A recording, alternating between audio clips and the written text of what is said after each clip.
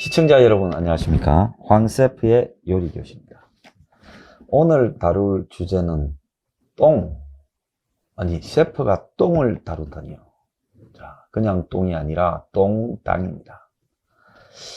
자, 저 똥당이 항상 자기 파멸적인, 자기 학대적인 이런 행동을 해왔습니다. 언제 또 그런 걸 주로 하느냐? 꼭 중요한 선거 때 앞두고 그런 짓거리를 합니다. 지난번에 총선 앞두고 차명진이가 총선 한참 전에 뭡니까? 해 떠묻고 점점 묻고 했다라는 발언을 갖다가 뒤늦게서 총선 앞두고 문제 삼았습니다.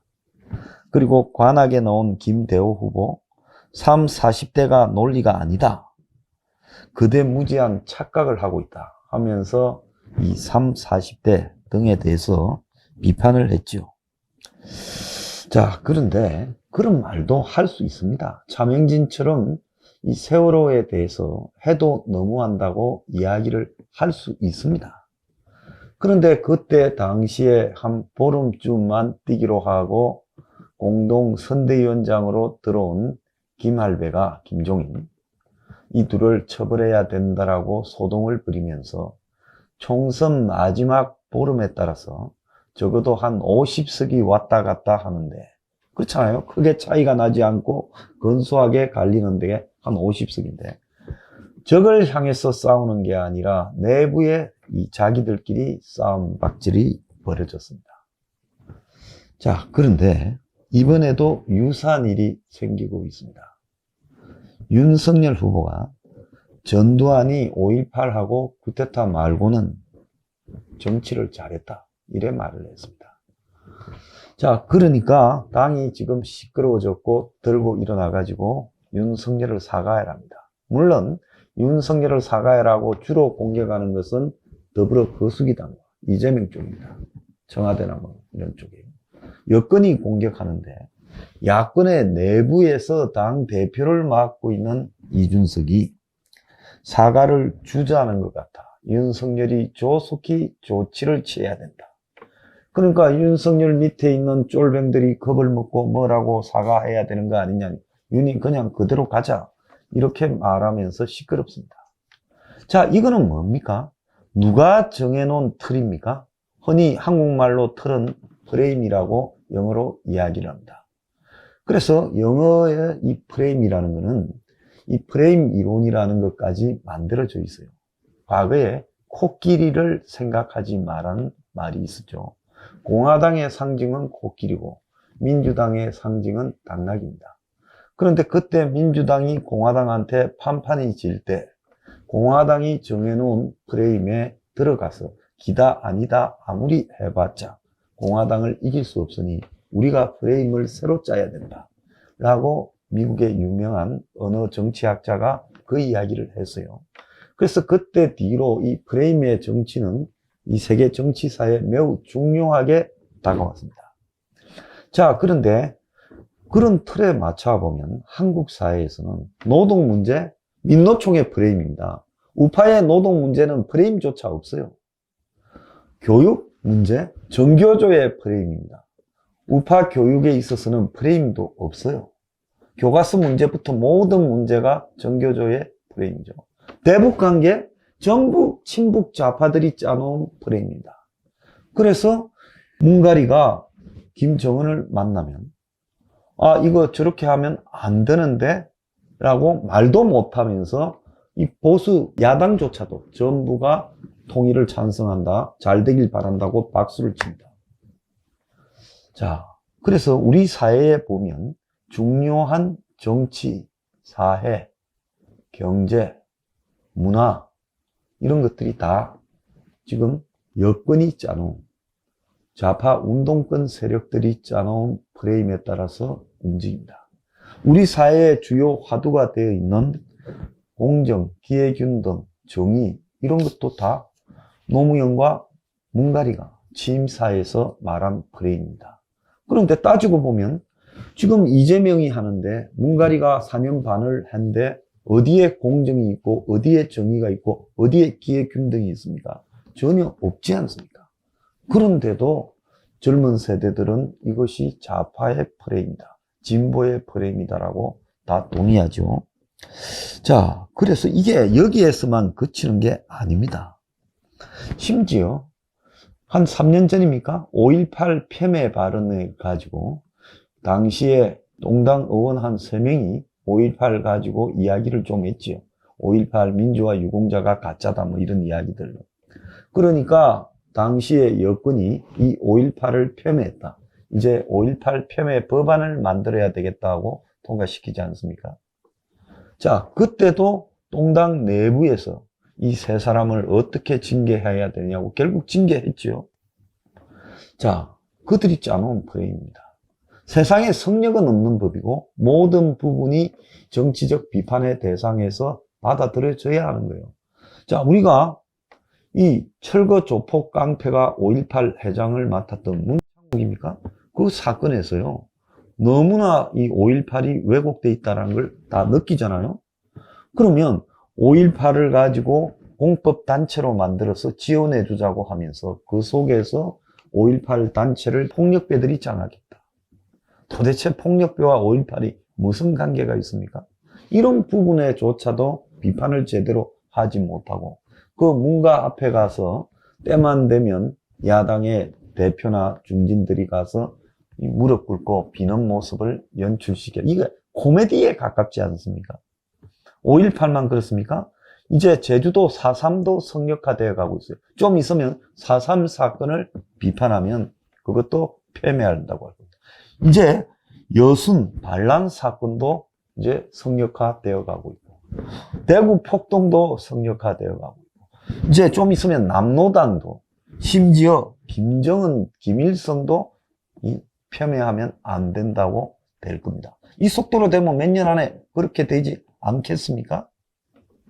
그래서 그런 폄훼의 연장에서 북한의 독재를 비판하는 대북 전단 발송도 금지시키고 처벌한다라고 되지 않았습니까?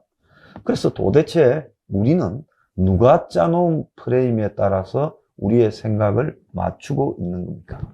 이 부분을 좀 우리가 잘 알아야 된다. 이미 역사를 해설하는 데는 전부 좌파의 시각이 자리 잡았어요. 대한민국의 정통성은 임시정부에 있다. 이승만, 박정희, 그리고 전두환, 노태우는 군사 독재다. 이렇게 규정을 해놔버리고 있지 않습니까? 모든 교과서와 모든 교사들이 다 그렇게 가르치고 있고, 또 TV에서 보면 예능을 빙자한 수많은 역사 해설을 하는 프로들이 다 그렇게 교육을 시키고 있지 않습니까? 그러면 그 시대를 살아보지 못한 요즘 중학생, 고등학생, 초등학생 애들은 뭘 배우겠습니까? 과거에 우리 역사는 해방 이후에 부끄러운 역사고, 통일을 반대하고 미국의 앞잡이의 역사였다. 그리고 독재의 역사였다. 진정한 우리의 근원은 임시정부에 있고 좌파에 있다. 이렇게 인식하지 않겠습니까? 자, 요 근래 이 문제뿐만 아니라 청년에 대한 문제. 무조건 청년은 2030은 옳다. 그리고 이 기성세대는 잘못됐다. 그래서 그 청년들에 대해서는 비판해도 안 되고 뭐라 해도 안 된다. 그들의 비위를 맞추고 또 그들에게 일정한 지분을 떼주고 모셔야 된다. 그러다 보니까 청년 정치인 사기꾼이 나와서 약을 먹이고 여성을 폭행하는 일까지 벌어졌지 않았어요? 정당 근처에 얼쩡거리는 청년 대표라는 애가요. 자, 청년이 옳은가? 청년은 시대적 피해를 겪고 있지만 그 부분이 청년이 항상 옳은 것은 아니죠. 충분히 세상을 살아온 사람들의 지혜가 청년에게 조언이나 충고로 갈 수도 있고, 청년 세대가, 자, 이번에 한번 보세요. 주식이나 집이나 코인을 가지고 청년이 우리는 이런 걸 가지고 돈 벌 기회를 상실했습니까? 우리가 있는 조그마한 거라도 코인이라도 해가지고 돈을 벌어야 되겠다. 그런데 코인하는 부분에 대해서 왜 기성세대가 뭐라고 하냐? 이 말이 옳은 것처럼 모든 언론들이 이야기했어요. 아니죠. 기성세대라고 모두가 주식과 집으로 떼돈 벌었습니까? 아닙니다. 노인 세대의 3분의 2가 가난합니다. 그래서 그런 이야기들이 옳은 것처럼 언론이 편을 들고 정치인이 인용하고 그렇게 하는 것이 청년을 오도하는 것이지. 정신 차리라고 청년들한테 이야기를 해야죠. 아무리 어려워도 고인하는 것은 아니다. 아무리 어려워도 도박하는 것은 아니다라고 말을 해야죠. 영끌은 결국 영혼을 끌어가지고 자살로 가게 된다고 이야기를 해야죠. 영끌 투자는요. 자, 여성에 대한 과도한 페미니즘적 추종도 그렇습니다. 남성, 여성에 있어서 여성이 사회적으로 차별을 받아온 것은 사실이죠. 한국뿐만 아니라 미국도 유럽도 마찬가지입니다.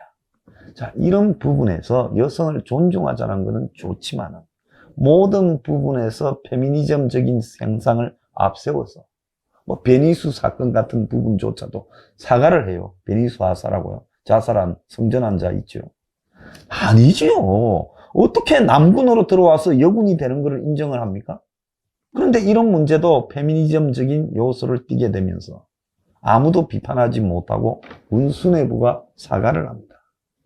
자, 이런 부분뿐만 아니라 이런 게 흔하게 자빠졌죠. 또 외국인 노동자 문제.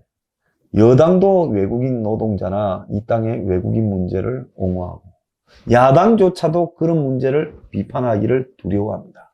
그러면 종교의 문제. 대한민국의 종교가 끼친 해악도 종교가 끼친 공만큼 큽니다. 그러면 종교가 끼친 해악에 대해서도 비판을 해야 되는데 종교에 대해서는 성역화되어 있어요. 사이비 종교조차도 비판하거나 지적하지 못하고 종교인들은 오늘날 그야말로 무소불위의 권력을 누리고 있습니다. 자, 이렇게 이 사회 곳곳에서 성역이 많아지고 있습니다. 이러다 보니까 이제 K-팝도 성역화.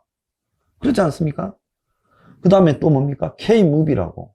요즘 무슨 뭐 기생충 미나리, 그리고 뭐 좀 거슬러 올라가면 국뽕이었던 디워, 이런 것도 비판하면 안 되게 됐어요. 그러다가 심지어 K-방역까지 나오지 않았습니까? 뭐든지 이름 앞에 K를 붙여가지고 애국심을 갖다가 자극하면서 끌고 가는 부분에 대해 비판하면 욕을 먹습니다. 그러다 보니까 이제 코로나 국면에서 위드 코로나를 한다고 하며 백신 패스를 한다 할 때 외국에서는 한 30-40%의 여론이 거세게 반항을 하고 수십만 명이 집회를 하고 데모를 합니다. 그런데 대한민국에는 백신 패스를 도입해서 페널티를 가한다고 거리에 나와서 이 문제로 투쟁을 하거나 싸울 수 있는 사람이 있을까요? 없습니다. 이게 다 프레임이 전부 저쪽에 넘어가 버렸기 때문에 생기는 부분이라고 저는 보고 있습니다. 윤석열 전두환 프레임도 결국은 좌파가 설정해 놓은 프레임을 지금 그대로 받아들여라고 요구하고 똥당조차도 그걸 요구하고 합리적인 보수라는 사람조차도 요구합니다. 이것은 이미 좌파의 프레임이 우파에 넘어와서 우파의 상당수도 무조건 좌파에 정해놓은 성역화된 프레임에 건들면 안 된다고 두려워하는 경지까지 와 있다는 겁니다.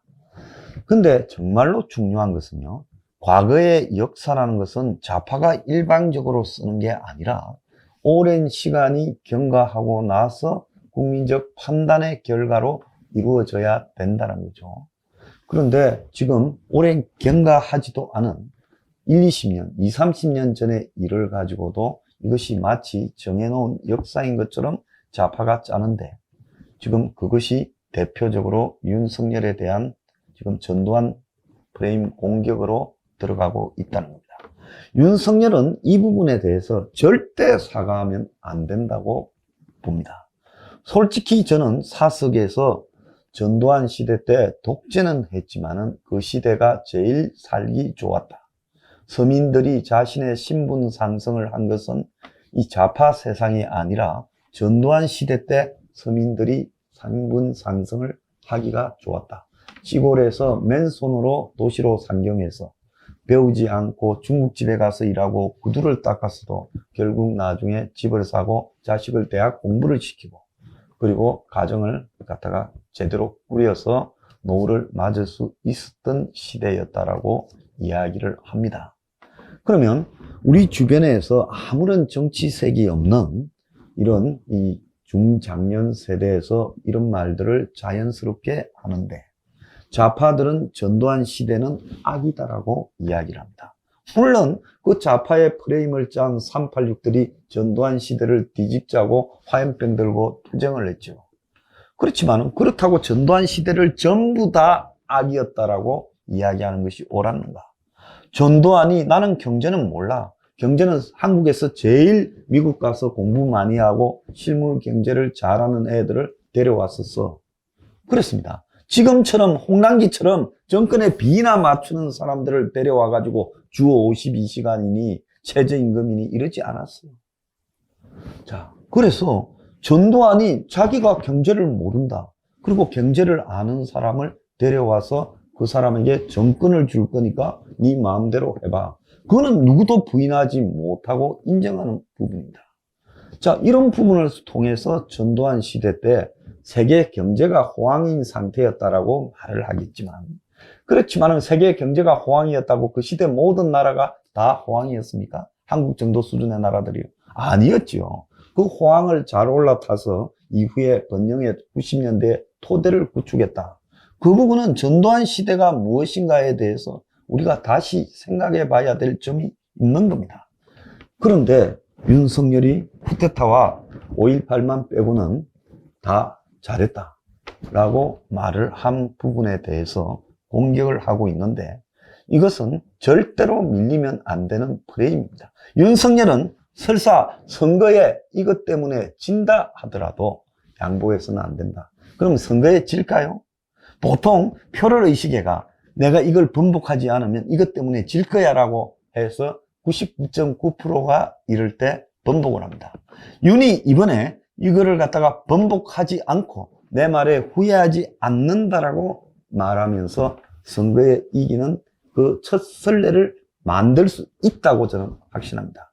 그걸 만들어야만이 이것이 보수가 좌파의 프레임에 휩쓸려가는 부분에 방어에 걸치고 반격에 나설 수 있다.